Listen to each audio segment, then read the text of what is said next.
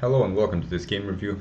This game was quite smooth, but in the opening, especially at right at the beginning, something went a bit wrong and perhaps White did not evaluate the position after some exchanges correctly, where he would have two minor pieces for a rook. So let's take a look at that. So it started as some knight f3 and g3 system. Generally, I would advise not playing like this. This is quite a hyper-modern type of way to play, so to say. Instead, we should not complicate matters too much and try to take the center as quickly as possible, ideally with two pawns in the center. So either starting with d4 or with e4 would probably objectively be the best choice and would help us in our development the most.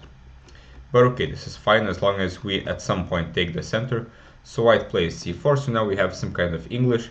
Black has played in quite a strange way, generally pushing e6 and g6 is not advisable because this bishop could come out either this way or this way, and he doesn't need two ways to come out. And now Black has pushed a little bit too many pawns. Also, this square on f6 will now be hard to defend as none of the pawns can go back. A few moves later, Black took back on d5 with a piece, which is a simple mistake. Black should take with a pawn to at least have some control of the central squares, because after knight d5 now White can take the whole center. After, for example, knight b6 d4, White is clearly better. He has the easy development and he has two pawns in the center, which is the ideal way to play. Instead, Black played this, so to say, counterattack with bishop b5, but this is simply a losing blunder because it allows White to give away his rook on f1 for two minor pieces. In general, two minor pieces are always better than a rook, with rare exceptions, and even if White also gives up a pawn, it seems like the material is equal, 6 against 6, but this is an unwritten rule. Well, it is written about that two pieces are basically always better than a rook and the pawn as well. So here, for example, in this position, well, let's say Black takes back here, we get something like this, but the White is a lot better, not only because Black exchanged his only developed pieces, but also because White simply has more pieces. Black has a rook for the minor pieces, but we always have to check what the rooks can do. And here the only open file for the rooks is the e file, and the rooks are nowhere near it, and even if they were, they wouldn't really do much damage. And White can develop very sensibly, and with so many pieces in the center, he will have huge pressure on the central squares. So this is quite a standard way to play. If we can take two pieces for a rook, we should basically almost always accept it, unless it's a very rare exception, which don't happen very often. So d3 is a big mistake. After knight b4, Black's pieces are a bit strangely placed. They are all attacking the d3 pawn, but White shouldn't really worry about this and instead focus on development, which is the most important thing about the opening.